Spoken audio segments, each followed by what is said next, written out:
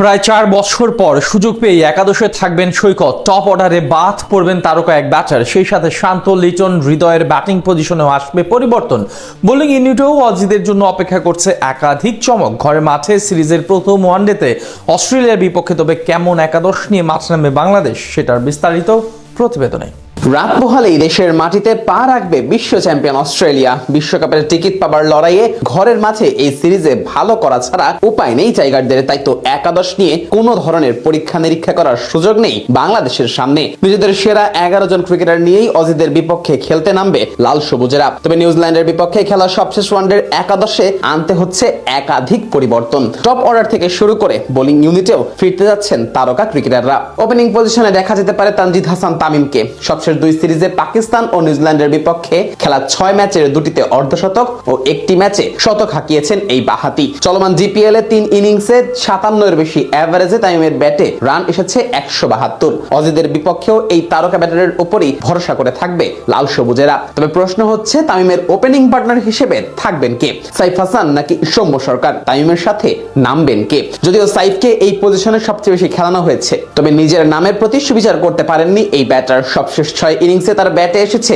117 run, average ছিল 20-এরও কম। চলমান জিপিএলও খুব একটা ভালো ছন্দে নেই এই ব্যাটার। তবে অজিতের বিপক্ষে আবারও বাজিয়ে দেখা হতে পারে সাইফকে, কেননা সৌম্যর পারফরমেন্স সাইফের থেকেও নড়বড়ে। ডিপিএল এ মাত্র 16 এর এভারেজে ব্যাট করেছেন সৌম্য।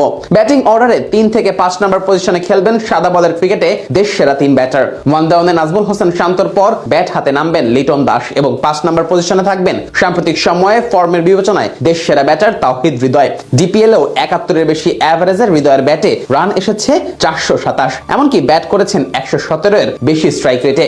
6 নম্বর পজিশনে খেলতে নামবেন অলরাউন্ডার মোসাদ্দেক হোসেন সৈকত। প্রায় 4 বছর পর দলে ফেরা এই অলরাউন্ডার ঘরোয়া ক্রিকেটে আছেন দারুণ ছন্দে। আবাহনীর হয়ে এখন পর্যন্ত 6 ইনিংসে তার ব্যাটে আসে 310 রান, এভারেজ 77.5। ওয়ানডে ম্যাচেও ব্যাট করেছেন প্রায় 130 এর স্ট্রাইক রেটে।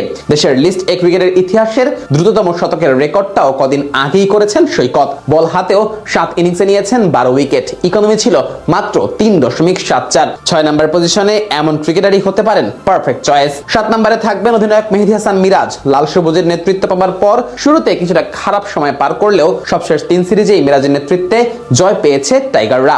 মাঝের ওভারে বল হাতে ইকোনমিক্যাল বোলিং এর পাশাপাশি শেষ দিকে রান বাড়ানোর কাজটা করতে পারেন এই অলরাউন্ডার।